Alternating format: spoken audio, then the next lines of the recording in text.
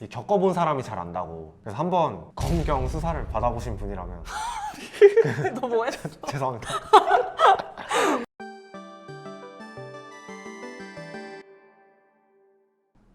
네, 안녕하세요. 저는 티오리 한국 연구원 임준호입니다. 네, 안녕하세요. 저는 티오리 한국 이유진입니다. 저는 티어리 한국 서민교입니다.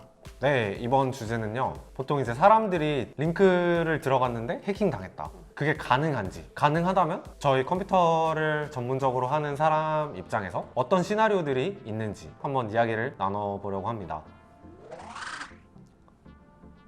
이제 그냥 단순히 링크만 들어갔는데 내 통장 잔액이 빵원이 됐다, 아니면 내 연락처에 있는 번호로 막 다 문자가 갔다, 뭐 이런 것들에 대해서 어떻게 가능한지 알아보려고 해요. 네, 이유진 연구원님, 혹시 어떤 시나리오들이 가능할까요? 뭐 링크를 누르자마자 나는 정말 아무것도 안 했는데 하면 소위 해커들이 얘기하는 약간 제로 클릭에 해당하는 시나리오라고 볼 수 있을 것 같아요. 그렇다면 역시 제일 먼저 생각해 볼 수 있는 거는 제로데이 아니겠어요? 그쵸? 그러면은 이제 제로데이에 대해서 네. 이유진 연구원님께서 한번 설명을 해주시도록 하겠습니다. 제로데이 같은 경우에는 최신 버전을 대상으로 하는 소프트웨어나 어떤 제품 같은 데서 취약점이 발견이 되었지만 제조사나 소프트웨어를 만드는 회사들에 보고되지 않았기 때문에 패치도 여전히 되지 않았고 알려지지 않은 취약점들을 통틀어서 제로데이라고 하는데요. 공격자들한테만 알려져 있고 제조사한테는 알려지지 않아서 언제든지 공격에 쓰일 수 있는 형태의 날것의 취약점을 얘기합니다. 딱 링크만 눌렀거나 나도 모르는 사이에 해킹을 당했다, 뭐 이런 것들이 이제 성립되기 위해서는 공격 비용이 엄청 높다고 말씀드릴 수 있습니다. 그러면은 이제 이런 진짜 단일 소프트웨어를 대상으로 하는 취약점들은 비용도 꽤 높기 때문에 보통 일반인들을 대상으로는 하기가 어려울 것 같은데, 혹시 그런 거 말고는 이제 딱 링크만 눌렀을 때 해킹 당할 수 있는 경우가 무엇이 있나요?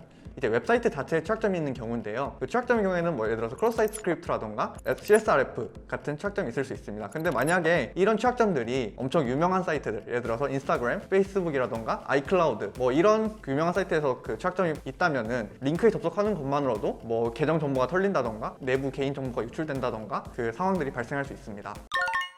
이거 말고 이제 실제 뭔가 뉴스 기사나 뭔가 일반인들을 상대로 이제 불특정 다수의 공격을 하는 거죠. 그럴 때 사용되는 것들에 대해서 이제 알아보려고 해요. 그러면 첫 번째는 이제 허용되지 않은 외부 소스로부터 APK 다운이나 뭐 EXE 같은 걸 받아서 실행을 하는 경우인데요. 혹시 이런 사례에 대해서 설명해 주실 연구원님 계신가요? 저는 그런 케이스들을 들 수 있을 것 같아요. 예를 들어서 나는 택배를 시킨 적이 없는데 네네. 택배가 이만큼 도착해 있으니까 한번 확인해봐라 하면서 수상한 링크가 있거든요. 근데 네. 그런 경우에 대부분 그쵸. 그게 해외에서 발송된 문자라고 국외 발송 네, 메시지. 국외 발송이라고 나오죠, 여기.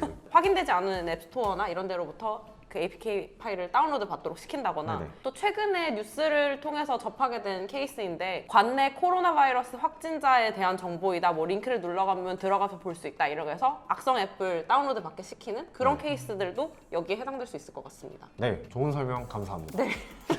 그리고 이제 두 번째는 네이버, 트위터, 구글 뭐 이런 사이트를 똑같이 만들어 두고 이제 한 번 더 로그인을 유도하는 경우가 있는데요. 이제 이런 사례에 대해서 저희 서민교 연구원님께서 한번 얘기를 해주시겠습니다. 네, 제가 들었던 사례로는 중고나라의 판매글에 해커가 만든 구매하기 버튼이 있는데 그 구매하기 버튼을 누르면은 네이버페이 결제 사기 사이트로 이동을 하고 거기에서 사용자가 계좌번호라던가 신용카드 정보 같은 걸 입력을 하면은 그거를 이제 탈취하는 그런 사례를 제가 좀 들은 적이 있습니다. 생긴 걸 완전히 똑같이 만들어서 이제 알아보기 어렵게 하는 거죠. 구분을 하기 힘들게.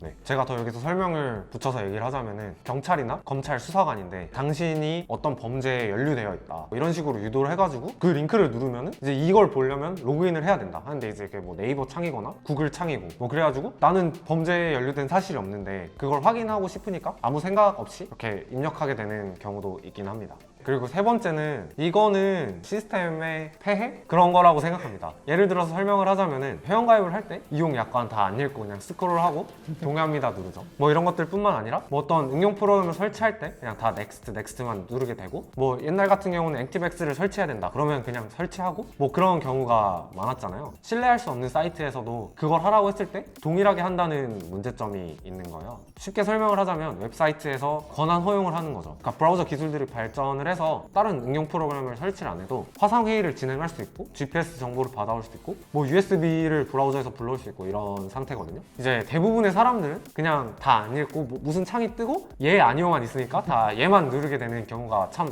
많다는 것이죠. 이제 그걸 통해서 공격자에게는 내 정보가 그게 날아가는 거예요. 아니면은 카메라를 권한 허용하겠다. 그러면 나는 카메라를 킨지도 모르는 상태에서 내 얼굴이 상대방에게 노출된다던가 뭐 그런 경우가 있을 수 있는 거죠. 그러면 이제 불특정 다수에게 공격을 하는 세 가지 케이스들을 알아봤는데요. 뭐 이것들의 공통점에 대해서 한번 얘기를 해보자면은 불특정 다수들이 좋아하거나 관심을 갖고 있거나 궁금해서 눌러볼 만한 그런 네, 것. 그런 것들을 대상으로 좀 뭔가 타겟을 한다는 거예요. 이제 이거를 보통 사회공학적 해킹, 뭐 소셜 엔지니어링이라고도 하죠. 이제 그렇게 부르는데 이거에 대해서는 언제 나중에. 시간이 된다면 좀 더 자세하게 한번 다뤄보도록 하겠습니다.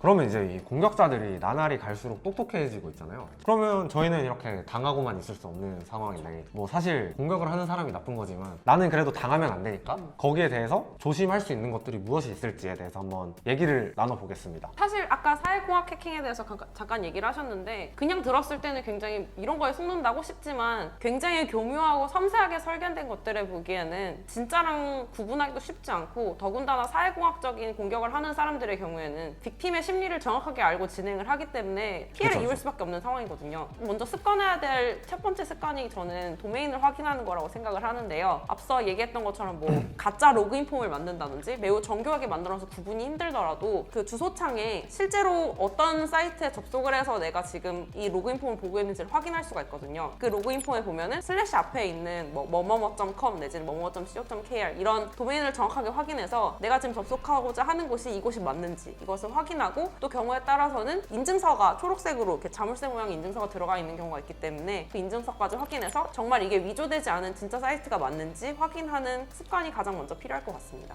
그리고 이제 두 번째는 의아하실 분들도 계시겠는데 탈옥이나 그다음에 루팅을 하지 않는 것이 중요한데요. 서민규 연구님께서 왜 그런지에 대해서 한번 얘기를 해주시겠습니다. 제 지인 중에도 있었고 이제 일반인 분들 중에서도 특히 아이폰 쓰시는 분들은 폰트 바꾸기 위해서라도 탈옥하시는 분들이 굉장히 많은데요. 탈옥을 하는 경우에는 이미 앱에 최고 권한을 줘버리고 제조사에서 제공하는 보안 기능들을 완전히 무력화시켜버리는 기능이기 때문에 탈옥이나 루팅을 할 경우 해킹에 노출될 확률이 굉장히 높습니다.